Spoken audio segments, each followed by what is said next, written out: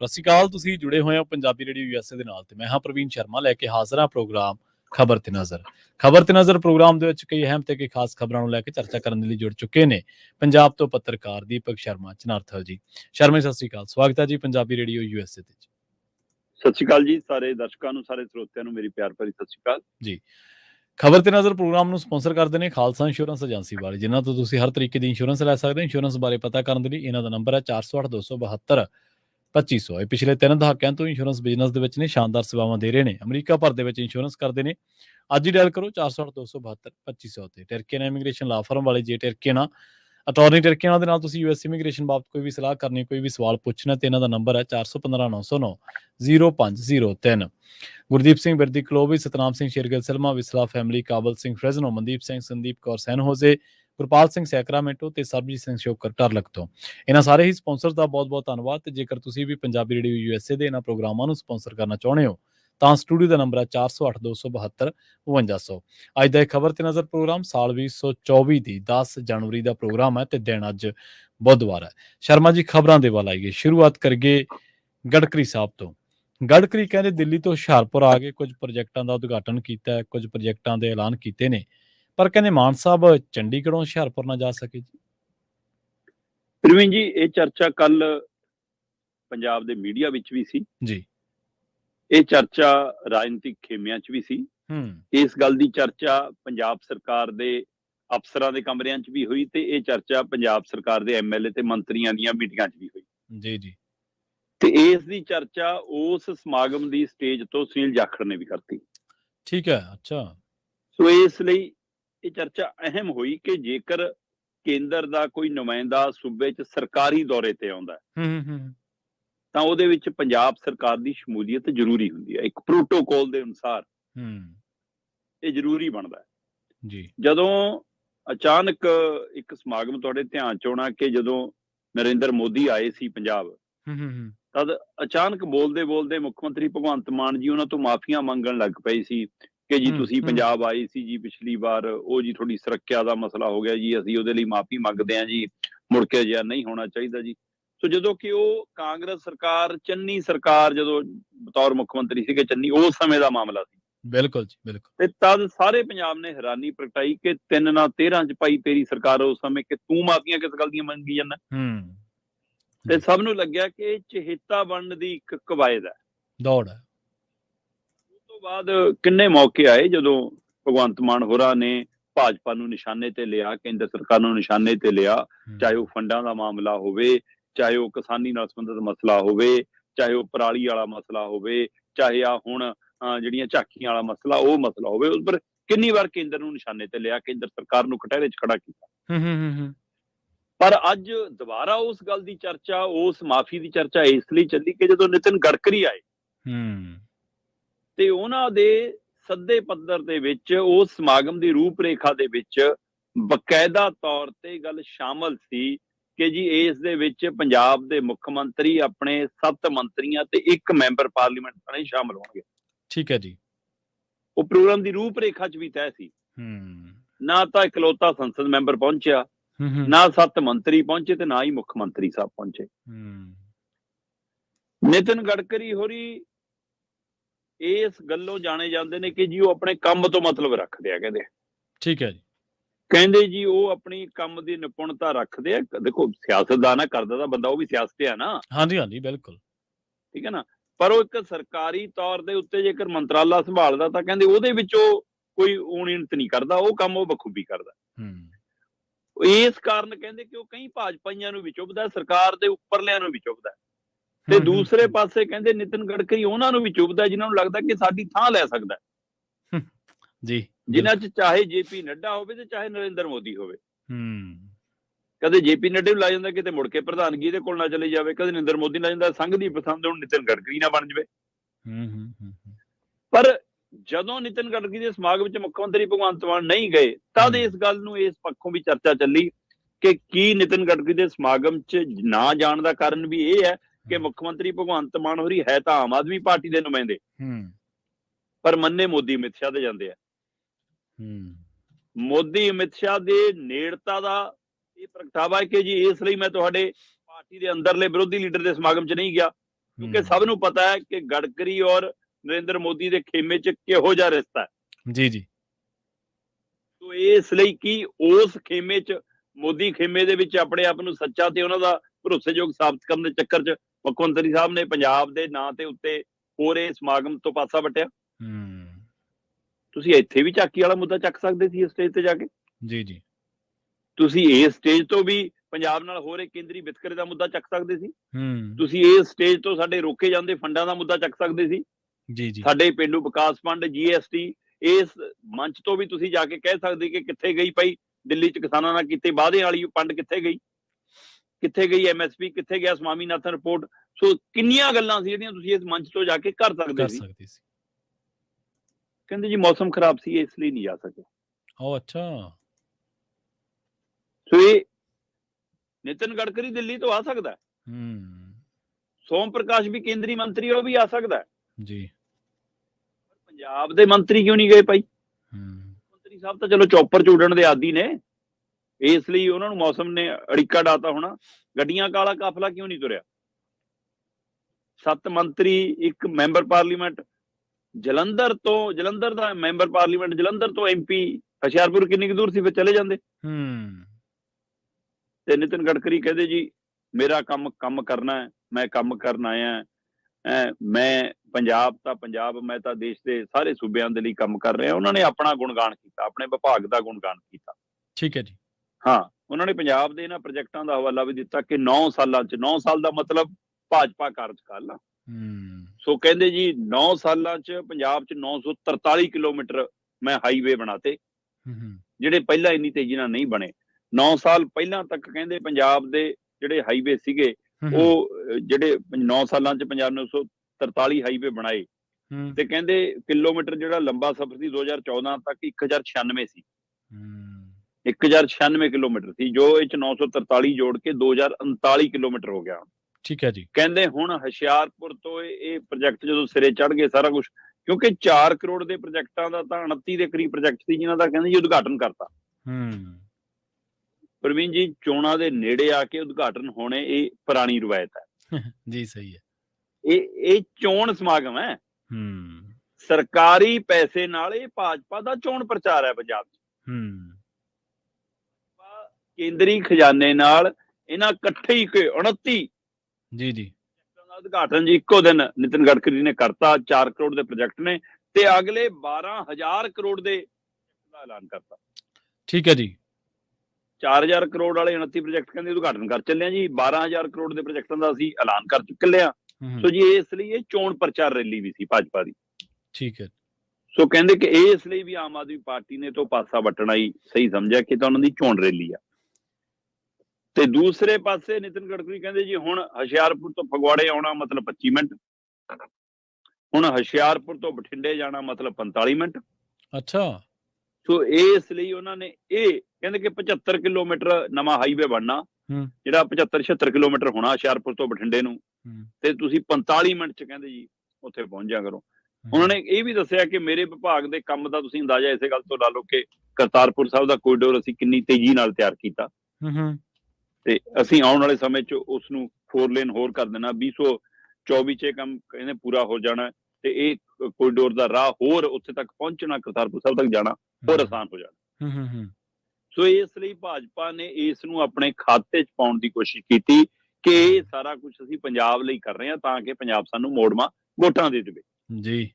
ਜਦੋਂ ਕਿ ਇਹ ਵੀ ਸੱਚਾਈ ਹੈ ਕਿ ਇਹ ਹਾਈਵੇ ਜਿਹੜੇ ਅੱਜ ਕੱਲ੍ਹ ਬਣ ਰਹੇ ਨੇ, ਖਾਸ ਕਰ ਪੰਜਾਬ 'ਚੋਂ ਜਿਹੜੇ ਆ ਨਵੇਂ ਹੁਣ ਕਟੜਾ ਵਾਲਾ ਹੈ ਨਾ, ਉਹ ਵਾਲਾ ਸਾਰਾ ਜਿਹੜਾ ਹਾਈਵੇ ਤਿਆਰ ਹੋ ਰਿਹਾ ਜਿਹਦੇ ਪਿੱਛੇ ਕੋਈ ਜ਼ਮੀਨੀ ਅਕਵਾਇਰ ਦੇ ਮਸਲੇ ਵੀ ਖੜੇ ਨੇ, ਉਹ ਸਾਰਿਆਂ ਨੂੰ ਪਤਾ ਹੈ ਕਿ ਉਹ ਕਿਹਦਾ ਮਾਲ ਸਰਹੱਦ ਪਾਰ ਪਹੁੰਚਾਉਣਾ, ਮਾਲ ਸਮੇਂ ਸਿਰ ਪਹੁੰਚਾਉਣਾ ਹੈ। ਉਹ ਅਵਾਨੀ ਅਡਾਨੀਆਂ ਦੇ ਪ੍ਰੋਜੈਕਟਾਂ ਨੂੰ ਧਿਆਨ 'ਚ ਰੱਖ ਕੇ ਕੀਤਾ ਜਾ ਰਿਹਾ।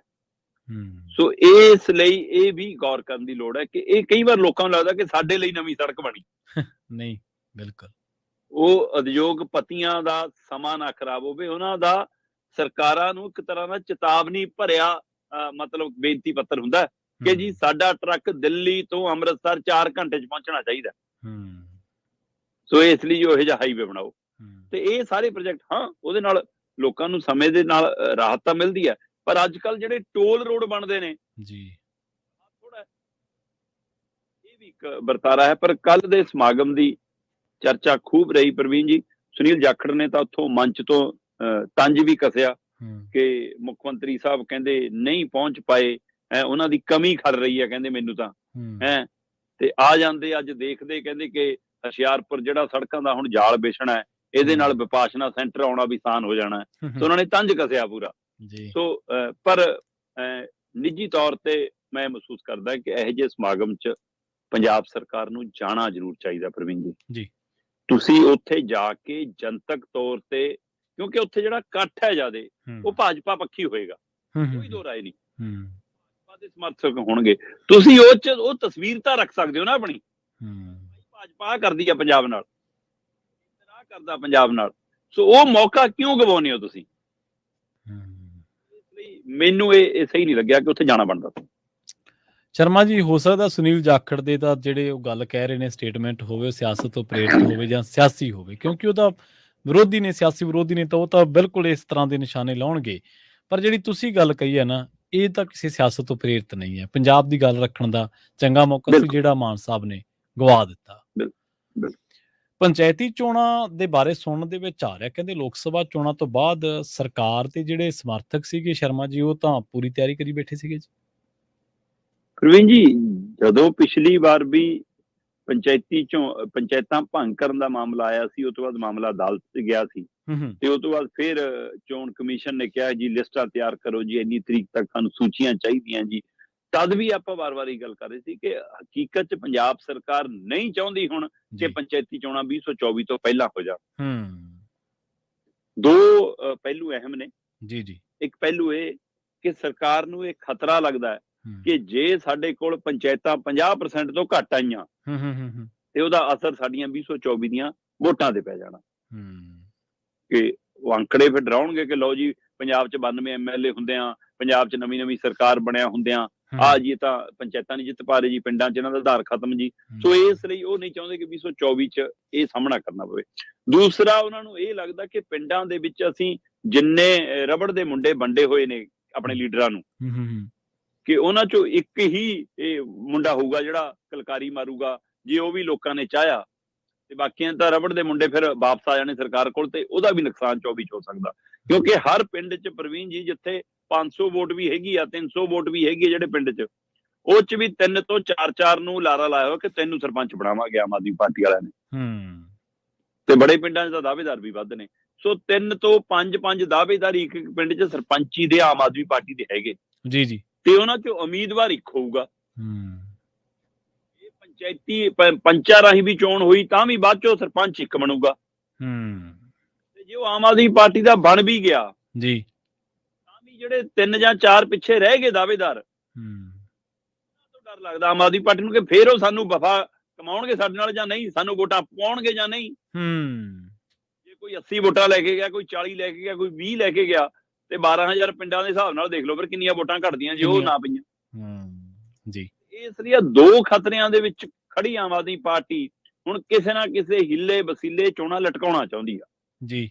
ਪ੍ਰਵੀਨ ਜੀ, ਤੁਹਾਡੇ ਧਿਆਨ 'ਚ ਹੋਣਾ ਕਿ 10 ਅਗਸਤ 2023 ਨੂੰ ਬਕਾਇਦਾ ਤੌਰ ਤੇ ਪੰਚਾਇਤਾਂ ਭੰਗ ਕਰਨ ਦਾ ਐਲਾਨ ਆ ਗਿਆ ਸੀ ਜੀ। ਤੇ ਉਸ ਸਮੇਂ ਲੱਗਿਆ ਸੀ ਕਿ ਲੈ ਵੀ ਇਹ ਤਾਂ ਹੁਣੇ ਸਤੰਬਰ ਚੜ੍ਹਦੇ ਤੱਕ ਨਵੀਆਂ ਪੰਚਾਇਤਾਂ ਬਣੀਆਂ ਪੰਜਾਬ 'ਚ। ਤੇ ਪਰ ਪਟਿਆਲੇ ਦੇ ਹਵਾਲੇ ਨਾਲ ਪਟੀਸ਼ਨ ਪੈ ਗਈ ਤੇ ਪਟੀਸ਼ਨ ਪੈਣ ਦਾ ਨਤੀਜਾ ਕਹਿੰਦੇ ਜੀ ਆਹ 2 ਪੰਚਾਇਤ ਅਧਿਕਾਰੀ ਨੇ ਜੀ, ਪੰਚਾਇਤਾਂ ਦੇ ਪ੍ਰਮੁੱਖ ਸਕੱਤਰ ਨੇ ਜਿਹੜੇ ਤਿਵਾੜੀ ਸਾਹਿਬ, ਡੀਕੇ ਤਿਵਾੜੀ, ਤੇ ਡਾਇਰੈਕਟਰ ਨੇ ਜੀ ਪੰਚਾਇਤਾਂ ਦੇ ਗੁਰਪ੍ਰੀਤ ਸਿੰਘ ਖਹਿਰਾ, ਕਹਿੰਦੇ ਜੀ ਇਹਨਾਂ ਨੇ ਸਾਰਾ ਕੰਮ ਖਰਾਬ ਕੀਤਾ, ਇਹਨਾਂ ਨੂੰ ਕਰੋ ਜੀ ਬਾਹਰ।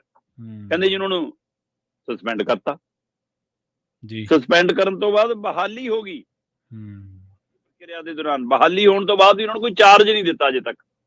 ਠੀਕ ਹੈ ਜੀ। ਬਿਨਾਂ ਕਿਸੇ ਚਾਰਜ ਤੋਂ, ਬਿਨਾਂ ਕਿਸੇ ਅਧਿਕਾਰ ਖੇਤਰ ਤੋਂ, ਬਿਨਾਂ ਕਿਸੇ ਵਿਭਾਗ ਤੋਂ, ਬਿਨਾਂ ਕਿਸੇ ਕੁਰਸੀ ਕੰਮਕਾਰ ਤੋਂ, ਬਿਨਾਂ ਫਾਈਲ ਤੋਂ ਅਫਸਰ ਨੇ ਜੀ। ਤੇ ਇੱਧਰ ਪੰਜਾਬ ਦੇ ਚੋਣ ਕਮਿਸ਼ਨ ਨੇ ਤੈਅ ਕੀਤਾ ਹੋਇਆ ਕਿ 7 ਜਨਵਰੀ 2024 ਤੱਕ ਸਾਨੂੰ ਸੋਧੀਆਂ ਹੋਈਆਂ ਸੂਚੀਆਂ ਚਾਹੀਦੀਆਂ। ਉਹ ਤੋਂ ਲੱਗ ਰਿਹਾ ਕਿ ਜਨਵਰੀ ਦੇ ਅਖੀਰਲੇ ਹਫ਼ਤੇ ਤੱਕ, ਫਰਵਰੀ ਦੇ ਪਹਿਲੇ ਹਫ਼ਤੇ ਤੱਕ ਪੰਚਾਇਤੀ ਚੋਣਾਂ ਹੋ ਸਕਦੀਆਂ। ਪਰ ਇਹ ਪ੍ਰਕਿਰਿਆ ਇੱਧਰ 7 ਜਨਵਰੀ ਤੱਕ ਪੰਚਾਇਤ ਵਿਭਾਗ ਨੇ ਪੂਰੀ ਕਰਕੇ ਦੇਣੀ ਹੈ, ਤੇ ਉਧਰ ਸਰਕਾਰ ਦੇ ਜਿਹੜੇ ਡਾਇਰੈਕਟਰ ਪੰਚਾਇਤ ਨੇ ਹਫ਼ਤੇ ਲਈ ਛੁੱਟੀ ਚੱਲ ਗਏ। ਆਹ ਅੱਛਾ। ਹਫ਼ਤਿਆਂ ਦੀ ਛੁੱਟੀ ਦਾ ਮਤਲਬ ਅੱਜ ਅਸੀਂ 10 ਜਨਵਰੀ ਤੋਂ ਬਾਅਦ ਵਾਲੇ ਦਿਨ 'ਚ ਗੱਲ ਕਰ ਰਹੇ ਹਾਂ ਹਾਂਜੀ, ਹਾਂਜੀ, ਹਾਂਜੀ। ਤੇ ਅਗਲੇ 20 ਦਿਨ ਤਾਂ ਗਏ ਲਗਭਗ, 30 ਜਨਵਰੀ ਤਾਂ ਆ ਗਈ, ਬਿਲਕੁਲ। 7 ਜਨਵਰੀ 2024 ਤੱਕ ਸੋਧੀਆਂ ਹੋਈਆਂ ਸੂਚੀਆਂ ਦੇਣੀਆਂ ਸੀ। ਜੀ, ਜੀ। ਸੋ ਇਸ ਲਈ ਇਹ ਵਰਤਾਰਾ ਆਪਣੇ ਆਪ ਸਪਸ਼ਟ ਹੈ ਕਿ ਪੰਚਾਇਤ ਦੇ ਡਾਇਰੈਕਟਰ ਨੇ ਜਿਹੜੇ ਅਮਿਤ ਕੁਮਾਰ, ਉਹ 3 ਹਫ਼ਤਿਆਂ ਦੀ ਛੁੱਟੀ ਚਲੇ ਗਏ, 21 ਦਿਨਾਂ ਦੀ ਛੁੱਟੀ ਤੇ ਲਗਭਗ 20 ਦਿਨਾਂ ਦੀ ਛੁੱਟੀ ਤੇ ਨੇ। ਤੋ ਇਹ ਸਾਰੇ ਚੋਂ ਇਹ ਸਪਸ਼ਟ ਹੁੰਦਾ ਜਾ ਰਿਹਾ ਕਿ ਹੁਣ ਪੰਜਾਬ ਸਰਕਾਰ ਇੱਕ ਤਾਂ ਚਾਹੁੰਦੀ ਨਹੀਂ ਕਿ ਚੋਣਾਂ ਲੋਕ ਸਭਾ ਚੋਣਾਂ ਤੋਂ ਪਹਿਲਾਂ ਹੋਣ, ਦੂਜਾ ਪੰਚਾਇਤ ਜਿਹੜਾ ਵਿਭਾਗ ਹੈ, ਪੰਚਾਇਤੀ ਵਿਭਾਗ ਆ, ਉਹਦੇ ਅਧਿਕਾਰੀ ਦੀ ਕਾਰਵਾਈ ਤੋਂ ਆਪਣੇ ਸਾਥੀਆਂ ਤੇ ਹੋਈ ਧੱਕੇਸ਼ਾਹੀ ਤੋਂ ਨਾ ਕੁਛ ਨੇ। ਇਸ ਲਈ ਉਹਦਾ ਵੀ ਮਤਲਬ ਕਿ ਗੁੱਸਾ ਗਿਲਾ ਸਰਕਾਰ ਨੂੰ ਝੱਲਣਾ ਪੈ ਸਕਦਾ ਤੇ ਕਿਉਂਕਿ ਜੇ ਹੁਣ 24 ਦੀਆਂ ਚੋਣਾਂ ਦੇ ਹਵਾਲੇ ਨਾਲ ਦੇਖਦੇ ਹੋ ਤਾਂ ਮਈ ਜੂਨ 'ਚ ਜਾ ਕੇ ਪ੍ਰਕਿਰਿਆ ਨਿਬੜਨੀ ਹੈ ਸਾਰੀ ਨਵੀਂ ਸਰਕਾਰ ਦਾ ਕੰਮਕਾਜ, ਸਾਰਾ ਕੁਝ ਵੋਟਾਂ ਪੈ, ਕੰਮ ਹੋ, ਸਰਕਾਰ ਬਣ, ਤੇ ਉਹ ਤੋਂ ਬਾਅਦ ਇਹ ਬਹੁਤ ਸਮਾਂ ਪਹਿਲਾਂ ਹੀ ਅੰਦਾਜ਼ਾ ਲੱਗ ਰਿਹਾ ਸੀ। ਇਸੇ ਤਰ੍ਹਾਂ 5 ਨਗਰ ਨਿਗਮ ਦੇ ਹਵਾਲੇ ਨਾਲ ਆਪਾਂ 2-3 ਦਿਨ ਪਹਿਲਾਂ ਹੀ ਗੱਲ ਕਰਕੇ ਹਟੇ ਆ। ਹਾਂਜੀ, ਹਾਂਜੀ। ਉੱਥੇ ਵੀ ਸਰਕਾਰ ਟਾਲਾ ਵੱਟਦੀ ਨਜ਼ਰ ਆ ਰਹੀ ਹੈ। ਸੋ ਚਾਹੇ ਨਗਰ ਨਿਗਮ ਦਾ ਮਸਲਾ ਹੋਵੇ, ਚਾਹੇ ਪੰਚਾਇਤੀ ਚੋਣ ਦਾ ਮਸਲਾ ਹੋਵੇ, ਪੰਜਾਬ ਸਰਕਾਰ ਇਹ ਸਾਰੀਆਂ ਚੋਣਾਂ ਨੂੰ 2024 ਤੋਂ ਬਾਅਦ ਚਾਹੁੰਦੀ ਆ ਤੇ ਅਫਸਰਸ਼ਾਹੀ ਦਾ ਵੀ ਪੂਰਾ ਸਾਥ ਸਰਕਾਰ ਨੂੰ ਨਹੀਂ ਮਿਲ ਰਿਹਾ। ਅਫਸਰ ਤਾਂ ਫਿਰ ਜਦੋਂ ਪਹਿਲਾਂ ਤੁਸੀਂ ਪਹਿਲਾਂ ਵਾਲੇ ਹੁਕਮਾਂ ਦਾ ਜਦੋਂ ਤੁਸੀਂ ਚਰਚਾ ਕਰ ਰਹੇ ਸੀ, ਅਫਸਰਾਂ ਨੇ ਤਾਂ ਫਿਰ ਉਦੋਂ ਛੁੱਟੀ ਕਰਤੀ ਸੀ ਨਾ ਸ਼ਰਮਾ ਜੀ। ਬਿਲਕੁਲ। ਬੇਸ਼ੱਕ ਉਹ ਸਿਆਸੀ ਜਿਵੇਂ ਆਪਾਂ ਕਹਿ ਲਈਏ ਕਿ ਸਿਆਸੀ ਅਪਰੋਚ ਕਹਿ ਲਓ ਜਾਂ ਸਿਆਸੀ ਮਨਸ਼ਾ ਤਾਂ ਸਰਕਾਰ ਦੀ ਸੀ, ਪਰ ਗਾਜ ਡਿੱਗ ਪਈ ਅਫਸਰਾਂ ਦੇ ਉੱਤੇ। ਗਾਜ ਡਿੱਗੀ ਅਫਸਰਾਂ ਤੇ, ਬਿਲਕੁਲ। ਹਾਂਜੀ। ਤੇ ਪੰਜਾਬ ਸਰਕਾਰ ਨੇ ਜੇਲ੍ਹਾਂ ਦੇ ਵਿੱਚ ਬੋਡੀ ਸਕੈਨਰ ਲਾਉਣ ਦੇ ਲਈ ਸਮਾਂ ਮੰਗਿਆ ਜੀ। ਇਹ ਲੰਮੇ ਸਮੇਂ ਤੋਂ ਪੰਜਾਬ ਸਰਕਾਰ ਨੂੰ, ਗ੍ਰਹਿ ਵਿਭਾਗ ਨੂੰ, ਜੇਲ੍ਹ ਪ੍ਰਸ਼ਾਸਨ ਨੂੰ, ਪੰਜਾਬ ਪੁਲਿਸ ਨੂੰ ਹਾਈ ਕੋਰਟ ਤੋਂ ਝਾੜਾਂ ਪੈਂਦੀਆਂ ਰਹੀਆਂ। ਠੀਕ ਹੈ। ਲਾਰੈਂਸ ਬਿਸ਼ਨੋਈ ਦੀ ਇੰਟਰਵਿਊ, ਜੇਲ੍ਹਾਂ ਦੇ ਅੰਦਰ ਪਾਰਟੀਆਂ, ਜੇਲ੍ਹਾਂ ਦੇ ਅੰਦਰ ਕਤਲ, ਜੇਲ੍ਹਾਂ ਦੇ ਅੰਦਰ ਕੁੱਟਮਾਰ, ਜੇਲ੍ਹਾਂ ਦੇ ਅੰਦਰ ਦੀ ਵੀਡੀਓ, ਜੇਲ੍ਹਾਂ ਦੇ ਅੰਦਰ ਲੱਗਦੀਆਂ ਨਸ਼ੇ ਦੀਆਂ ਫੜੀਆਂ, ਜੇਲ੍ਹਾਂ ਦੇ ਅੰਦਰੋਂ ਆਉਂਦੇ 43,000 ਫੋਨ। ਬਿਲਕੁਲ, ਬਿਲਕੁਲ। ਇਹ ਸਾਰੀਆਂ ਚੀਜ਼ਾਂ ਨੇ ਪੰਜਾਬ ਸਰਕਾਰ ਨੂੰ, ਪੰਜਾਬ ਦੇ ਗ੍ਰਹਿ ਵਿਭਾਗ ਨੂੰ, ਪੰਜਾਬ ਦੇ ਜੇਲ੍ਹ ਪ੍ਰਸ਼ਾਸਨ ਨੂੰ ਕਿੰਨੀ ਵਾਰ ਕਟਹਿਰੇ 'ਚ ਖੜਾ ਕੀਤਾ। ਜੀ ਬਿਲਕੁਲ। ਤੇ ਮਾਣਯੋਗ ਅਦਾਲਤ ਨੇ ਬਾਰ-ਬਾਰ ਪੁੱਛਿਆ ਕਿ ਬੋਡੀ ਸਕੈਨਰ ਕਿੱਥੇ ਨੇ? ਕੰਧ ਦੇ ਉੱਤੇ ਜਾਲੀ ਕਿਉਂ ਨਹੀਂ? ਜੀ। ਥੋੜੀ ਚੈਕਿੰਗ ਕਿਉਂ ਨਹੀਂ? ਪੁਲਿਸ ਦੀ ਬਿਨਾਂ ਜੇ ਚੈਕਿੰਗ ਕਰਕੇ ਵੀ ਜਾਂਦਾ ਤਾਂ ਵੀ ਸਮਾਨ ਅੰਦਰ ਕਿਵੇਂ ਜਾਂਦਾ? ਇੰਟਰਨੈਟ ਕਿੱਥੋਂ ਮਿਲਦਾ? ਕਿੰਨੇ ਹੀ ਸਵਾਲ ਨੇ। ਇਹਨਾਂ ਸਵਾਲਾਂ ਦੇ ਸਪਸ਼ਟ ਜਵਾਬ ਸਰਕਾਰ ਵੱਲੋਂ, ਪੁਲਿਸ ਵੱਲੋਂ, ਇਹਨਾਂ ਦੀ ਐਡਵੋਕੇਟ ਜਨਰਲ ਦੀ ਟੀਮ ਵੱਲੋਂ ਕਦੇ ਨਹੀਂ ਦਿੱਤਾ ਜਾ ਸਕਿਆ। ਹੁਣ ਫੇਰ ਮਾਣਯੋਗ ਅਦਾਲਤ ਨੇ ਸਵਾਲ ਪੁੱਛਿਆ ਕਿ ਭਾਈ ਕਿੱਥੇ ਗਏ ਤੁਹਾਡੇ ਬੋਡੀ ਸਕੈਨਰ? ਤੁਸੀਂ ਕਹਿੰਦੇ ਸੀ ਲਵਾ ਲਾਂਗੇ ਜੀ। ਤੇ ਪੰਜਾਬ ਸਰਕਾਰ ਕਹਿੰਦੀ ਸਾਨੂੰ ਥੋੜਾ ਜਿਹਾ ਸਮਾਂ ਦਿਓ ਜੀ, ਮਨਜ਼ੂਰੀ ਕੇਂਦਰ ਨੇ ਦੇਣੀ ਹੈ ਇਹਦੇ ਲਈ। ਅੱਛਾ। ਤੇ ਕੇਂਦਰ ਦੀ ਮਨਜ਼ੂਰੀ ਤੋਂ ਬਾਅਦ ਬੋਡੀ ਸਕੈਨਰ ਲੱਗਣਗੇ। ਤੇ ਕੇਂਦਰ ਦੇ ਹਵਾਲੇ ਨਾਲ ਉਹਨਾਂ ਦਾ ਨੁਮਾਇੰਦਾ ਜਿਹੜਾ ਜੇਲ੍ਹ ਉੱਥੇ ਅਦਾਲਤ ਸੀਗਾ, ਉਹਨੂੰ ਜਦੋਂ ਸਵਾਲ ਆਇਆ ਉਹ ਕਹਿੰਦੇ ਜੀ ਅਸੀਂ ਤਾਂ ਤੁਰੰਤ ਮਨਜ਼ੂਰੀ ਦੇ ਦਾਂਗੇ। ਸੋ ਸਾਡੇ ਵੱਲੋਂ ਮਨਜ਼ੂਰੀ 'ਚ ਦੇਰੀ ਨਹੀਂ ਹੋਊਗੀ, ਅਸੀਂ ਆਉਂਦੇ ਦਿਨਾਂ 'ਚ ਮਨਜ਼ੂਰੀ ਦੇ ਦਿੰਦੇ ਹਾਂ ਜੀ। ਹੁਣ ਉਹਨਾਂ ਦੀ ਮਨਜ਼ੂਰੀ ਮਿਲਣ ਤੋਂ ਬਾਅਦ ਵੀ ਬੋਡੀ ਸਕੈਨਰ ਕਦੋਂ ਲੱਗਣਗੇ ਕਦੋਂ ਨਹੀਂ, ਤੁਸੀਂ ਇਹਦਾ ਅੰਦਾਜ਼ਾ ਇੱਥੋਂ ਲਾ ਲਓ ਕਿ ਕੇਂਦਰ ਦੀ ਨੀਅਤ ਵੀ ਕਹੀ ਜੀ ਆ। ਸਾਡੇ ਬਾਰਡਰ ਦੇ ਉੱਤੇ, ਅਟਾਰੀ ਬਾਰਡਰ ਦੇ ਉੱਤੇ ਬਕਾਇਦਾ ਤੌਰ ਤੇ ਬੋਡੀ ਸਕੈਨਰਾਂ ਦਾ ਮੁੱਦਾ ਲੰਮੇ ਸਮਿਆਂ ਤੋਂ ਲਟਕਦਾ ਆ ਰਿਹਾ। ਜਿਹੜੇ ਟਰੱਕ ਸਕੈਨਰ ਹੁੰਦੇ ਨੇ ਨਾ, ਟਰੱਕਾਂ ਦੀ ਬੋਡੀ, ਪੂਰੇ ਟਰੱਕ ਨੂੰ ਸਕੈਨ ਕਰਨ ਵਾਲੇ, ਉਹਨਾਂ ਦਾ ਮਾਮਲਾ ਅਜੇ ਵੀ ਲਟਕਦਾ ਆ ਰਿਹਾ ਉੱਥੇ। ਉਹ ਅਜੇ ਵੀ ਸਹੀ ਤਰ੍ਹਾਂ ਮਤਲਬ ਕਿ ਦੇਤਾ ਜੀ, ਟੈਂਡਰ ਹੋ ਗਿਆ ਜੀ, ਕੇਂਦਰ ਦੀ ਮਨਜ਼ੂਰੀ ਹੋ ਗਈ ਜੀ, ਸਕੈਨਰ ਆ ਗਏ ਜੀ, ਸਕੈਨਰ ਚਾਲੂ ਹੋ ਗਏ ਜੀ, ਨਹੀਂ ਜੀ ਸਕੈਨਰ ਕਾਮਯਾਬ ਨਹੀਂ ਜੀ, ਨਵੇਂ ਆਉਣਗੇ ਜੀ, ਰੋਕਤੇ ਜੀ, ਦੁਬਾਰਾ ਮਤਲਬ ਇਹ ਸਾਰਾ ਖੇਡ ਚੱਲ ਰਿਹਾ। ਤੇ ਬਦਨਾਮ ਫਿਰ ਪੰਜਾਬ ਹੁੰਦਾ।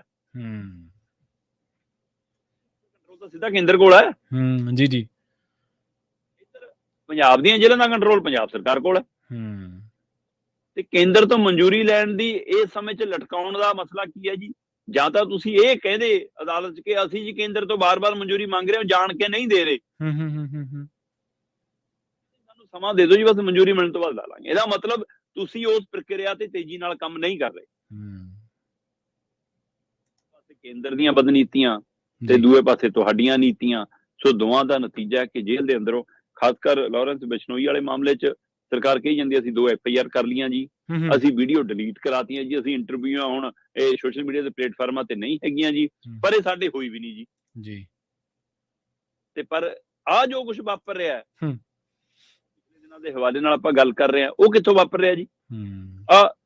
ਇੱਕ ਮਾਮਲਾ ਆਇਆ ਸਾਹਮਣੇ, ਕਹਿੰਦੇ ਜੀ ਜੇਲ੍ਹ ਦੇ ਅੰਦਰੋਂ 5 ਕਿਲੋ ਹੈਰੋਇਨ ਪਾਕਿਸਤਾਨ ਤੋਂ ਮੰਗਾ ਲਈ, ਜਾਂ ਮਾਮਲਾ ਹੁਣ ਅਦਾਲਤ 'ਚ ਪਹੁੰਚ ਗਿਆ ਜੀ। ਅੱਛਾ। ਜੇਲ੍ਹ ਦੇ ਅੰਦਰ ਬੈਠੇ ਕੈਦੀ ਨੇ 5 5 ਕਿਲੋ ਹੈਰੋਇਨ, ਇਹ ਮਾਮਲਾ ਤਾਂ ਸਾਹਮਣੇ ਆ ਗਿਆ। ਕਿੰਨਿਆਂ ਦਾ ਕਾਰੋਬਾਰ ਚ ਜਿਹੜਾ 38,000 ਬੰਦਾ ਇੱਕ ਮਹੀਨੇ ਚ ਫੋਨ ਕਰੀ ਜਾਂਦਾ ਹੈ, ਬਿਲਕੁਲ, ਉਹ ਕੀ ਕੁਛ ਕਰਦਾ ਹੋਣਾ ਅੰਦਰੋਂ।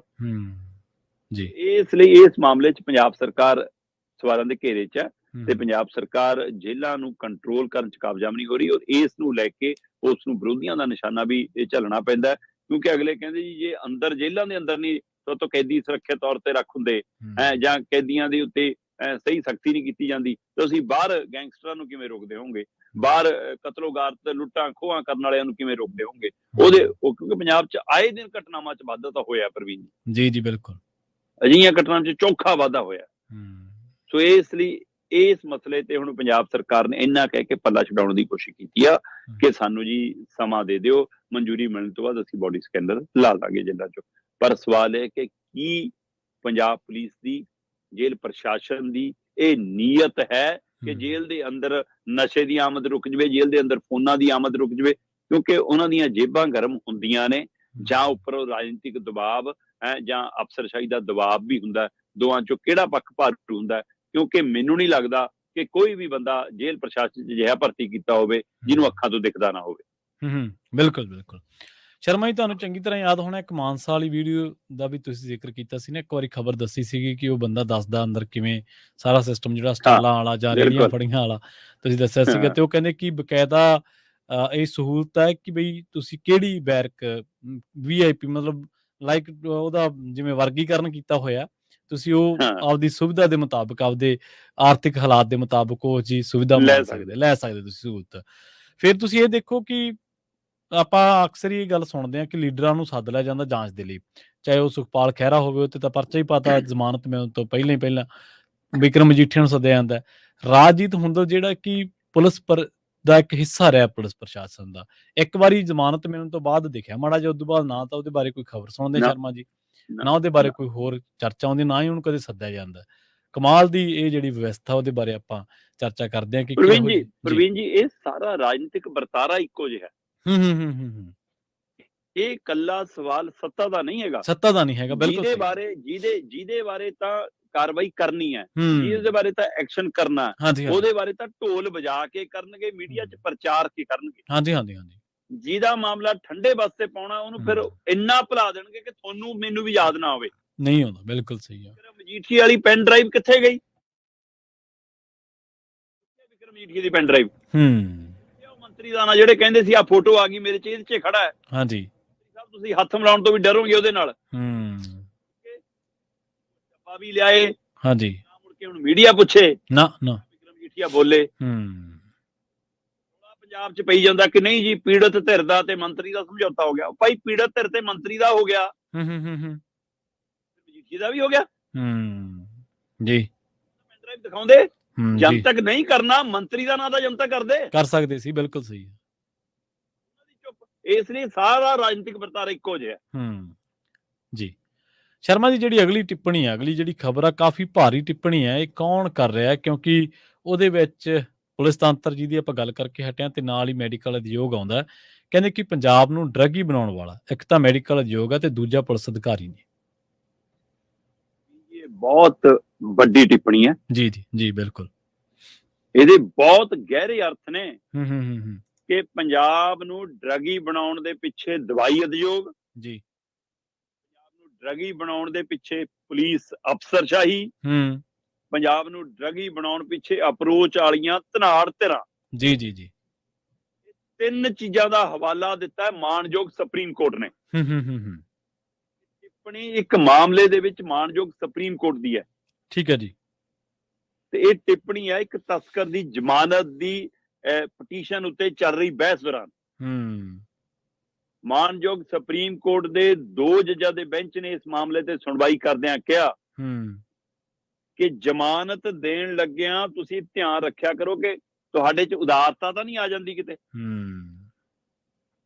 ਜਿੱਥੇ ਉਦਾਰਤਾ ਦੀ ਲੋੜ ਆ ਉੱਥੇ ਉਦਾਰਤਾ ਆਵੇ, ਉੱਥੇ ਨਿਮਰਤਾ ਆਵੇ, ਉੱਥੇ ਤਰਸ ਆਵੇ ਜੀ। ਜਿਹੜੇ ਬਾਰ-ਬਾਰ ਗੁਨਾਹ ਕਰਦੇ ਆ, ਬਾਰ-ਬਾਰ ਉਸੇ ਗੁਨਾਹ 'ਚ ਫਸ ਕੇ ਆਉਂਦੇ ਆ, ਉਹਨਾਂ ਦੀ ਜ਼ਮਾਨਤਾਂ ਦੇਣ ਲੱਗਿਆਂ ਸੋਚਿਆ ਕਰੋ ਜੀ। ਬਾਹਰ ਜਾ ਕੇ ਇਹਨਾਂ ਨੇ ਭਗਤ ਨਹੀਂ ਬਣਨਾ, ਨਾਮ ਨਹੀਂ ਜਪਣਾ, ਜਾ ਕੇ ਇਹਨਾਂ ਨੇ ਇਹੀ ਧੰਦਾ ਦੁਬਾਰਾ ਕਰਨਾ।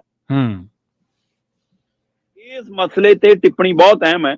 ਮਾਨਯੋਗ ਸੁਪਰੀਮ ਕੋਰਟ ਨੇ ਕਿਹਾ ਕਿ ਪੰਜਾਬ 'ਚ ਨਸ਼ੀਲੇ ਜਿਹੜੇ ਉਹ ਪਦਾਰਥ ਹੈਗੇ ਨੇ, ਨਸ਼ੀਲੀਆਂ ਜਿਹੜੀਆਂ ਜ਼ਹਿਰੀ ਦਵਾਈਆਂ ਹੈਗੀਆਂ ਨੇ, ਚਾਹੇ ਉਹ ਹੈਰੋਇਨ ਆ, ਚਾਹੇ ਉਹ ਕੈਪਸੂਲ ਨੇ, ਚਾਹੇ ਗੋਲੀਆਂ ਨੇ, ਚਾਹੇ ਕਿਸੇ ਵੀ ਰੂਪ 'ਚ ਆਉਂਦਾ, ਹਾਂਜੀ, ਜਿਹੜਾ ਪੰਜਾਬ 'ਚ ਨਸ਼ਾ ਆ ਰਿਹਾ, ਕਹਿੰਦੇ ਪੰਜਾਬ ਜਿਹੜੀ ਨਸ਼ੇ ਦੀ ਚਪੇਟ 'ਚ ਆ ਰਿਹਾ, ਇਹਦੇ ਬਾਰੇ ਸੋਚਣ ਦੀ ਲੋੜ ਹੈ ਕਿ ਡਰੱਗ ਮਾਫੀਆ ਨੂੰ ਪਾਲ ਕੌਣ ਰਿਹਾ। ਮਾਨਯੋਗ ਸੁਪਰੀਮ ਕੋਰਟ ਨੇ ਕਿਹਾ, ਕਹਿੰਦੇ ਜੀ ਕਿਸੇ ਸਮੇਂ ਪੰਜਾਬ ਦੇਸ਼ ਦੇ ਵਿੱਚ ਸਭ ਤੋਂ ਤਾਕਤਵਰ, ਸਰੀਰਕ ਤੌਰ ਤੇ, ਮਾਨਸਿਕ ਤੌਰ ਤੇ ਮਜ਼ਬੂਤ ਸੂਬਾ ਸੀ। ਅੱਜ ਕਹਿੰਦੇ ਉਹ ਡਰੱਗੀ ਕਿਵੇਂ ਹੋ ਗਿਆ, ਅੱਜ ਉਹ ਨਸ਼ੇੜੀ ਸੂਬਾ ਕਿਵੇਂ ਬਣ ਗਿਆ। ਇਹਦੇ ਲਈ ਸੋਚਣ ਦੀ ਲੋੜ ਹੈ ਕਿ ਇਹਦੇ ਲਈ ਸਥਾਨਕ ਦਵਾਈਆਂ ਦਾ ਉਦਯੋਗ, ਉਹਦੇ ਨੁਮਾਇੰਦੇ ਕਿੰਨੇ ਸ਼ਾਮਲ ਹੋਣਗੇ। ਇਹਦੇ ਵਿੱਚ ਕਹਿੰਦੇ ਪੁਲਿਸ ਅਫਸਰ ਸ਼ਾਮਲ ਹੋਣਗੇ, ਸਾਰੇ ਦਵਾਈਆਂ ਵਾਲੇ ਨਹੀਂ, ਸਾਰੇ ਪੁਲਿਸ ਵਾਲੇ ਨਹੀਂ ਜੀ ਹੋਣਗੇ। ਨਾਲ ਹੀ ਉਹਨਾਂ ਨੇ ਇੱਥੋਂ ਤੱਕ ਕਿਹਾ ਕਿ ਧਨਾੜ ਲੋਕਾਂ ਦੀ ਸ਼ਹਿ ਤੋਂ ਬਿਨਾਂ ਚੱਲੇ ਨਹੀਂ ਸਕਦਾ। ਸਾਰਾ ਪੈਸੇ ਦਾ ਨਾ, ਪੈਸਾ ਹੀ ਕਰਪਟ ਪੁਲਿਸ ਅਧਿਕਾਰੀਆਂ ਨੂੰ ਭ੍ਰਸ਼ਟਾਚਾਰੀ ਬਣਾਉਂਦਾ, ਪੈਸਾ ਹੀ ਵੱਧ ਕਮਾਉਣ ਦੀ ਲਾਲਸਾ 'ਚ ਬੰਦਿਆਂ ਦੀ ਜਾਨ ਬਚਾਉਣ ਵਾਲੇ ਦਵਾਈਆਂ ਨੂੰ ਇਸ ਨਸ਼ੀਲੀਆਂ ਦਵਾਈਆਂ ਦਾ ਧੰਦਾ ਕਰਨ ਲਾਉਂਦਾ। ਤੇ ਧਨਾੜ ਲੋਕਾਂ ਨੂੰ ਲਾਲਚ ਹੁੰਦਾ ਕਿ ਮੰਤਰੀ ਮੇਰੀ ਮੁੱਠੀ 'ਚ ਰਹੇ ਜਾਂ ਮੰਤਰੀ ਉਹ ਮੇਰੇ ਘਰ ਦਾ ਹੋਵੇ। ਇਸ ਲਈ ਸਾਰੀ ਖੇਡ ਤਾਂ ਪੈਸੇ ਦੀ ਹੈ। ਸੋ ਇਹ ਸਵਾਲ ਇਹਨਾਂ ਸੁਪਰੀਮ ਕੋਰਟ ਦੀ ਟਿੱਪਣੀ ਬਹੁਤ ਅਹਿਮ ਹੈ ਕਿ ਪੰਜਾਬ ਨੂੰ ਡਰੱਗੀ ਬਣਾਉਣ ਵਾਲਾ, ਪੰਜਾਬ ਨੂੰ ਨਸ਼ੇੜੀ ਬਣਾਉਣ ਵਾਲਾ, ਪੰਜਾਬ ਨੂੰ ਨਸ਼ੇ ਦੀ ਲੱਤ ਲਾਉਣ ਵਾਲਾ ਦਵਾਈ ਉਦਯੋਗ, ਪੁਲਿਸ ਅਫਸਰ ਤੇ ਧਨਾੜ, ਉੱਥੇ ਕਹਿੰਦੇ ਜੀ ਉਹਦੇ ਤੇ ਕੰਮ ਕਰਨ ਦੀ ਲੋੜ ਹੈ। ਇਹ ਅੰਤਰਰਾਸ਼ਟਰੀ ਪੱਧਰ ਤੇ ਜਿਹੜੇ ਨਸ਼ੀਲੇ ਪਦਾਰਥ ਪੰਜਾਬ ਆਉਂਦੇ ਨੇ, ਉਹ ਕਹਿੰਦੇ ਜੀ ਆਹ ਸਾਰਿਆਂ ਦੀ ਆਸ਼ੀਰਵਾਦ ਨਾਲ ਪਲਦਾ ਫੁੱਲਦਾ, ਇਹਦੇ ਉੱਤੇ ਕਾਰਵਾਈ ਕਰੋ। ਤੇ ਅਜਿਹੇ ਲੋਕਾਂ ਨੂੰ ਜਦੋਂ ਇੱਕੋ ਬੰਦਾ ਇੱਕੋ ਤਰ੍ਹਾਂ ਦੇ ਜੁਰਮ ਦੇ ਵਿੱਚ ਵਾਰ-ਵਾਰ ਅੰਦਰ ਆਉਂਦਾ ਹੈ, ਫੜਿਆ ਜਾਂਦਾ ਹੈ, ਤਾਂ ਉਸ ਦੀ ਜ਼ਮਾਨਤ ਦੇਣ ਲੱਗੇ ਸੋਚਿਆ ਕਰੋ ਕਿ ਕੀ ਇਹਨੂੰ ਜ਼ਮਾਨਤ ਦੇਣ ਦੀ ਲੋੜ ਹੈ ਜਾਂ ਨਹੀਂ। ਸੋ ਇਹ ਪਹਿਲੂ ਨੂੰ ਕਰਦਿਆਂ ਹੋਇਆਂ ਉਹਨਾਂ ਨੇ ਸਵਾਲ ਖੜੇ ਕੀਤੇ ਨੇ, ਤੇ ਇਸ ਲਈ ਇਹ ਪਹਿਲੂ ਅਹਿਮ ਹੈ ਕਿ ਉਹਨਾਂ ਦੀ ਟਿੱਪਣੀ ਸੰਕੇਤ ਕਰਦੀ ਹੈ ਕਿ ਸੁਪਰੀਮ ਕੋਰਟ ਨੂੰ ਦਿਖਦਾ ਸਭ ਹੈ, ਸਮਝਿਆ ਸਭ ਜਾ ਰਿਹਾ ਹੈ, ਬੋਲਿਆ ਸਭ ਜਾ ਰਿਹਾ ਹੈ, ਪਰ ਮਾਮਲਾ ਤੱਥਾਂ ਦੇ ਆਧਾਰਿਤ ਹੁੰਦਾ। ਤੇ ਜਦੋਂ ਫਿਰ ਉਹ ਕਾਨੂੰਨ ਦੇ ਕਿਤਾਬਾਂ ਚੋਂ ਲੰਘਣਾ ਪੈਂਦਾ, ਫਿਰ ਜ਼ਮਾਨਤਾਂ ਵੀ ਮਿਲ ਜਾਂਦੀਆਂ, ਮਾਫੀਆਂ ਵੀ ਮਿਲ ਜਾਂਦੀਆਂ, ਫਿਰ ਸਾਰਾ ਕੁਝ ਹੋ ਵੀ ਜਾਂਦਾ। ਜੀ ਜੀ ਬਿਲਕੁਲ।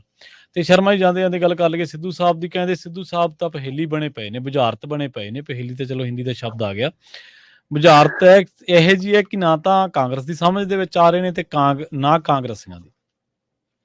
ਬਿਲਕੁਲ ਪ੍ਰਵੀਨ ਜੀ, ਇਹ ਤਾਂ ਨਵੇਂ ਬੜੇ ਇੰਚਾਰਜ ਸਾਹਿਬ ਨੂੰ ਨਹੀਂ ਸਮਝ ਆ ਰਿਹਾ ਕਿ ਕੀ ਕਰਾਂ। ਅੱਛਾ, ਮਤਲਬ ਜਿਹੜਾ ਵੀ ਲੀਡਰ ਆਉਂਦਾ ਉਹ ਸਿੱਧੂ ਦੀ ਗੱਲ ਜ਼ਰੂਰ ਕਰਦਾ। ਉਹ ਕਹਿੰਦੇ ਜੀ ਮੈਂ 13 ਦੇ 13 ਨੁਮਾਇੰਦੇ ਬੁਲਾਏ ਜਿਹੜੇ ਹਲਕਿਆਂ ਦੇ ਵਿੱਚ, ਲੋਕ ਸਭਾ ਹਲਕਿਆਂ ਦੇ ਲਈ ਕੰਮ ਕਰਨ ਹੀ ਲਾਏ ਨੇ, ਇਹਨਾਂ ਨੂੰ ਇੰਚਾਰਜ ਲਾਇਆ ਕਿ ਤੁਹਾਡੀ ਦੇਖ ਰੇਖ ਹੇਠ ਚੋਣ ਹੋਣੀ ਹੈ। ਉਹਨਾਂ ਚੋਂ ਪ੍ਰਗਟ ਸਿੰਘ ਨਹੀਂ ਆਏ, ਬਾਕੀ 12 ਹਲਕਿਆਂ ਦੇ ਨੁਮਾਇੰਦੇ ਪਹੁੰਚੇ। ਤੇ 12 ਹਲਕਿਆਂ ਦੇ ਨੁਮਾਇੰਦਿਆਂ ਨੂੰ ਹਲਕੇ ਨਾਲੋਂ ਪਹਿਲਾਂ ਨਵਜੋਤ ਸਿੱਧੂ ਦੀ ਗੱਲ ਕੀਤੀ ਜੀ, ਬਹੁਤ ਹਲਕੇ ਕੰਮ ਕਰਨ ਲੱਗ ਗਿਆ ਜੀ ਸਿੱਧੂ ਤਾਂ ਜੀ, ਇਹਦੇ ਬਾਰੇ ਕੁਝ ਸੋਚੋ ਜੀ।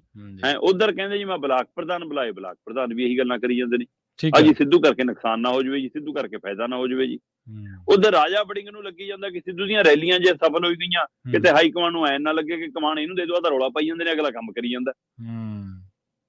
ਸੋ ਇਸ ਲਈ ਰਾਜਾ ਵੜਿੰਗ ਕਹਿੰਦਾ ਜੀ ਕੱਦ 'ਚ ਬੜੇ ਨੇ ਜੀ ਪਰ ਦਿਲ ਦੇ ਛੋਟੇ ਨੇ ਜੀ, ਮੈਂ ਬੰਦਾ ਛੋਟਾ ਜੀ ਪਰ ਮੈਂ ਦਿਲ ਦਾ ਬੜਾ ਹੈ ਜੀ, ਇਹ ਇਸ ਲਈ ਮੈਂ ਮਾਫੀ ਦਿੰਦਾ ਜੀ, ਚਲੋ ਜੇ ਤੁਸੀਂ ਪਾਰਟੀ ਲਈ ਕੰਮ ਕਰਦੇ ਹੋ ਕਰ ਲਓ ਜੀ, ਪਰ ਐਂ ਬਰਦਾਸ਼ਤ ਨਹੀਂ ਹੋਊਗਾ ਜੀ, ਐਂ ਵਰਕਰਾਂ ਨਾਲ ਧੋਖਾ ਜੀ। ਉਹ ਆਪਣਾ ਰਾਗ ਲਾਪੀ ਜਾਂਦੇ ਨੇ। ਅੱਛਾ, ਸੋ ਬਕਾਇਦਾ ਤੌਰ ਤੇ ਬਲਾਕ ਪ੍ਰਧਾਨਾਂ ਨਾਲ, ਬਕਾਇਦਾ ਤੌਰ ਤੇ 13 ਲੋਕ ਸਭਾ ਹਲਕਿਆਂ ਦੇ ਨੁਮਾਇੰਦਿਆਂ ਨਾਲ, ਬਕਾਇਦਾ ਤੌਰ ਤੇ ਪੰਜਾਬ ਕਾਂਗਰਸ ਦੇ ਸੀਨੀਅਰ ਲੀਡਰਾਂ ਨਾਲ, ਸਾਰਿਆਂ ਨਾਲ ਨਵੇਂ ਯਾਦਵ ਸਾਹਿਬ ਨੇ, ਨਵੇਂ ਇੰਚਾਰਜ ਸਾਹਿਬ ਨੇ ਬੈਠਕ ਕਰ ਲਈ। ਤੇ ਉਹਨਾਂ ਦਾ ਕਹਿੰਦੇ ਸ਼ਿਕਾਇਤਾਂ ਵਾਲਾ ਫਾਈਲ ਜ਼ਿਆਦਾ ਭਾਰੀ ਹੋ ਜਾਂਦੀ ਹੈ, ਸ਼ਾਬਾਸ਼ੀ ਵਾਲੀ ਫਾਈਲ ਦਾ ਇੱਕ ਅੱਧਾ ਹੀ ਪੇਜ ਲੱਗਿਆ ਜੇ। ਸੋ ਇਸ ਲਈ ਕਹਿੰਦੇ ਕਿ ਉਹ ਭਾਰੀ ਫਾਈਲ ਇਕੱਠੀ ਕਰੀ ਜਾਂਦੇ ਨੇ। ਕਹਿੰਦੇ ਜੀ ਦਿੱਲੀ ਜਾਊਂਗਾ, ਖੜਗੇ ਜੀ, ਉਹ ਰਾਹੁਲ ਜੀ ਨੂੰ ਦੱਸੂਗਾ, ਜੋ ਫੈਸਲਾ ਲੈਣਗੇ ਉਹ ਅਸੀਂ ਕਰਾਂਗੇ। ਤੇ ਕਹਿੰਦੇ ਜੀ 13 ਦੀਆਂ 13 ਸੀਟਾਂ ਤੇ ਲੜਨ ਲਈ ਅਸੀਂ ਤਾਂ ਤਿਆਰ ਆ, ਬਸ ਰਾਹੁਲ ਜੀ ਦੇ ਫੋਨ ਦਾ ਇੰਤਜ਼ਾਰ ਆ, ਜੋ ਹੁਕਮ ਆ ਗਿਆ ਉਹ ਕਰਾਂਗੇ। ਇੱਧਰ ਦਿੱਲੀ ਦੇ ਵਿੱਚ ਅਗਲੇ ਕਹਿੰਦੇ ਸੀਟਾਂ ਵੀ ਵੰਡੀ ਬੈਠੇ, 7-6 ਵੀ ਕਰ ਲਈਆਂ, 3-4 ਵੀ ਕਰ ਲਈਆਂ ਸੀਟਾਂ। ਸੋ ਇਹ ਸਾਰੇ ਵਰਤਾਰੇ ਦੇ ਵਿੱਚ ਅਹਿਮ ਸਵਾਲ, ਗੁੰਝਲਦਾਰ ਸਵਾਲ, ਉਹਨਾਂ ਦੇ ਲਈ ਅਣਸੁਲਝਿਆ ਸਵਾਲ ਜੇ ਕੋਈ ਹੈ ਤਾਂ ਨਵਜੋਤ ਸਿੱਧੂ ਦਾ ਮਾਮਲਾ ਜੀ ਜੀ। ਸੋ ਅੱਜ ਫੇਰ ਜ਼ਿਲ੍ਹਾ ਪ੍ਰਧਾਨਾਂ ਨਾਲ ਮੀਟਿੰਗ ਹੈ ਇੰਚਾਰਜ ਸਾਹਿਬ ਦੀ, ਜ਼ਿਲ੍ਹਾ ਪ੍ਰਧਾਨਾਂ ਦੀ ਮੀਟਿੰਗ ਤੋਂ ਬਾਅਦ ਵੱਡੇ ਲੀਡਰਾਂ ਨਾਲ ਫਿਰ ਮੀਟਿੰਗ ਹੋਣੀ ਹੈ। ਪਤਾ ਲੱਗ ਰਿਹਾ ਕਿ ਅੱਜ ਨਵਜੋਤ ਸਿੱਧੂ ਨੂੰ ਉਚੇਚੇ ਤੌਰ ਤੇ ਦੁਬਾਰਾ ਬੁਲਾਇਆ ਇੰਚਾਰਜ ਸਾਹਿਬ ਨੇ ਜੀ। ਪਰ ਉਹਨਾਂ ਨਾਲ ਮੁਲਾਕਾਤ ਤੋਂ ਪਹਿਲਾਂ ਬਾਕੀ ਲੀਡਰਾਂ ਨਾਲ ਤਾਂ ਰਸਮੀ ਬੈਠਕਾਂ ਹੋਈਆਂ, ਪਰ ਅਚਾਨਕ ਸੁਖਜਿੰਦਰ ਰੰਧਾਵਾ ਦੇ ਘਰੇ ਚਲੇ ਗਏ ਸੀ ਇੰਚਾਰਜ ਸਾਹਿਬ। ਉਹਦੇ ਕੱਲੇ ਨਾਲ ਬੰਦ ਕਮਰਾ ਖਾਸੀ ਲੰਬੀ ਬੈਠਕ ਹੋਈ ਹੈ। ਅੱਛਾ। ਸੋ ਉਹ ਬੈਠਕ ਦਾ ਨਵਜੋਤ ਸਿੱਧੂ ਦੀ ਬੈਠਕ ਤੋਂ ਪਹਿਲਾਂ ਹੋਣਾ, ਇਹਦੀਆਂ ਖਾਸੀ ਚਰਚਾਵਾਂ ਨੇ। ਸੋ ਨਵਜੋਤ ਸਿੱਧੂ ਵਾਲੀ ਬੈਠਕ ਤੋਂ ਬਾਅਦ ਤੇ ਅੱਜ ਜ਼ਿਲ੍ਹਾ ਪ੍ਰਧਾਨਾਂ ਦੀ ਬੈਠਕ ਤੋਂ ਬਾਅਦ ਫਿਰ ਇੰਚਾਰਜ ਸਾਹਿਬ ਨੇ ਦਿੱਲੀ ਜਾਣਾ। ਫਿਰ ਦਿੱਲੀ ਤੋਂ ਕੋਈ ਨਵਾਂ ਫਰਮਾਨ ਆਊਗਾ ਕਿ ਨਵਜੋਤ ਸਿੱਧੂ ਲਈ ਕੋਈ ਨਵਾਂ ਅਹੁਦੇ ਦਾ ਤਾਜ ਆਊਗਾ, ਕਿਉਂਕਿ ਨਵਜੋਤ ਸਿੱਧੂ ਦੇ ਖੇਮੇ 'ਚ ਚਰਚਾ ਚੱਲੀ ਜਾਂਦੀ ਹੈ ਕਿ 2024 ਦੀਆਂ ਚੋਣ ਪ੍ਰਚਾਰ ਦੇ ਲਈ ਪੰਜਾਬ ਦੇ ਵਿੱਚ ਕੰਪੇਨ ਕਮੇਟੀ ਦੇ ਮੁਖੀ ਬਣਨ ਲਈ ਵੀ ਕਾਲੇ ਨੇ ਨਵਜੋਤ ਸਿੱਧੂ। ਠੀਕ ਹੈ। ਨਵਜੋਤ ਸਿੱਧੂ ਚੋਣ ਪ੍ਰਚਾਰ ਕਮੇਟੀ ਆਪਣੇ ਕੰਟਰੋਲ 'ਚ ਰੱਖਣਾ ਚਾਹੁੰਦੇ ਨੇ। ਨਵਜੋਤ ਸਿੱਧੂ ਮੁੜ ਕੇ ਪ੍ਰਧਾਨਗੀ ਦੇ ਇੱਛੁਕ ਨੇ। ਅੱਛਾ। ਸੋ ਇਹ ਸਾਰਿਆਂ ਦੇ ਵਿੱਚ ਬਾਕੀ ਸਾਰੀਆਂ ਧਿਰਾਂ ਉਹਨਾਂ ਨੂੰ ਪਾਰਟੀ 'ਚੋਂ ਬਾਹਰ ਕਰਾਉਣ ਦੀ ਕਵਾਇਦ ਨੇ, ਤੇ ਇੰਚਾਰਜ ਸਾਹਿਬ ਆਪਣੀ ਟਿੱਪਣੀ ਕੀ ਲਿਖਣਗੇ ਰਿਪੋਰਟ ਸੌਂਪਣ ਲੱਗਿਆ ਉਹ ਵੀ ਅਹਿਮ ਹੋਊਗਾ। ਇਹ ਵੀ ਕਿਸੇ ਨੂੰ ਨਹੀਂ ਪਤਾ, ਨਾ ਕਾਂਗਰਸ ਨੂੰ ਨਾ ਕਾਂਗਰਸੀਆਂ ਨੂੰ। ਸ਼ਰਮਾ ਜੀ, ਇੱਕ ਛੋਟੀ ਜੀ ਗੱਲ ਦੇ ਨਾਲ ਆਪਾਂ ਇਸ ਪ੍ਰੋਗਰਾਮ ਨੂੰ ਸਮਾਪਤ ਕਰਾਂਗੇ। ਉਹ ਇਹ ਕਿ 2017 ਦੇ ਵਿੱਚ ਕਾਂਗਰਸੀਆਂ ਨੇ ਵੋਟ ਮੰਗੇ ਕਿ ਅਸੀਂ ਕੰਮ ਕਰਾਂਗੇ, ਸਾਨੂੰ ਵੋਟਾਂ ਪਾਓ। 2019 ਆਉਂਦਿਆਂ ਪਤਾ ਨਹੀਂ ਸਿੱਧੂ ਸਾਹਿਬ ਦੇ ਹਿਰਦਾ ਪਰਿਵਰਤਨ ਕੀ ਹੋਇਆ, ਉਹ 75-25 ਵਾਲੀ ਗੱਲ ਚੱਕ ਲਈ ਉਹਨਾਂ ਨੇ। ਬਠਿੰਡੇ ਰੈਲੀ ਲੋਕ ਸਭਾ ਚੋਣਾਂ ਦੀ ਨੂੰ ਕਰਨ ਗਏ ਸੀ ਸੰਬੋਧਨ, ਉੱਥੇ ਕਹਿੰਦੇ ਜੀ 75-25 ਹੈ। 2021 ਆਉਂਦਿਆਂ ਪਤਾ ਨਹੀਂ ਕੀ ਹੋਇਆ, ਉਹ ਕਹਿੰਦੇ ਸਾਡੇ ਮੁੱਖ ਮੰਤਰੀ ਨੇ ਤਾਂ ਕੰਮ ਹੀ ਕੋਈ ਨਹੀਂ ਕੀਤਾ। ਮਤਲਬ ਤੁਸੀਂ ਖੜੇ ਕਿੱਥੇ ਹੋ? ਤੁਸੀਂ ਲੋਕਾਂ ਨੂੰ ਕਹਿਣਾ ਕੀ ਚਾਹੁੰਦੇ ਹੋ? 5 ਸਾਲ ਪਹਿਲਾਂ ਤੁਸੀਂ ਇਹ ਕਹਿ ਕੇ ਵੋਟ ਮੰਗਦੇ ਹੋ ਕਿ ਜੀ ਸਾਨੂੰ ਵੋਟਾਂ ਪਾਓ, ਅਸੀਂ ਕੰਮ ਕਰਾਂਗੇ। 4.5 ਸਾਲਾਂ ਬਾਅਦ ਤੁਸੀਂ ਕਹਿੰਦੇ ਜੀ ਸਾਡੇ ਮੁੱਖ ਮੰਤਰੀ ਨੇ ਕੰਮ ਨਹੀਂ ਕੀਤਾ, ਤੇ 6 ਮਹੀਨਿਆਂ ਬਾਅਦ ਫਿਰ ਤੁਸੀਂ ਵੋਟਾਂ ਮੰਗ ਰਹੇ ਹੋ ਲੋਕਾਂ ਤੋਂ। ਕਿਉਂ ਪਾਉਣਗੇ ਲੋਕ? ਸੋ ਉਹ ਤਾਂ ਆਪਾਂ ਅਸਲੀਅਤ ਦੇ ਵਿੱਚ ਵੇਖ ਹੀ ਲੈਣਾ ਕਿ ਲੋਕਾਂ ਨੇ ਕਿਉਂ ਪਾਈਆਂ। ਸੋ ਸ਼ਰਮਾ ਜੀ, ਇਸ ਪ੍ਰੋਗਰਾਮ ਨੂੰ ਆਪਾਂ ਇੱਥੇ ਹੀ ਸਮਾਪਤ ਕਰਾਂਗੇ ਜੀ। ਇਹਨਾਂ ਖਬਰਾਂ ਦੇ ਲਈ, ਇਹਨਾਂ ਜਾਣਕਾਰੀਆਂ ਦੇ ਲਈ ਤੁਹਾਡਾ ਬਹੁਤ ਬਹੁਤ ਧੰਨਵਾਦ ਜੀ। ਬਹੁਤ ਸ਼ੁਕਰੀਆ ਜੀ। ਪ੍ਰੋਗਰਾਮ ਖਬਰ ਤੇ ਨਜ਼ਰ ਨੂੰ ਇੱਥੇ ਹੀ ਸਮਾਪਤ ਕਰਾਂਗੇ ਆਪਾਂ। ਤੁਹਾਡਾ ਸਾਰਿਆਂ ਦਾ ਵੀ ਬਹੁਤ ਧੰਨਵਾਦ। ਸਤਿ ਸ੍ਰੀ ਅਕਾਲ। ਜੁੜੇ ਰਹੋ ਪੰਜਾਬੀ ਰੇਡੀਓ USA ਦੇ ਨਾਲ।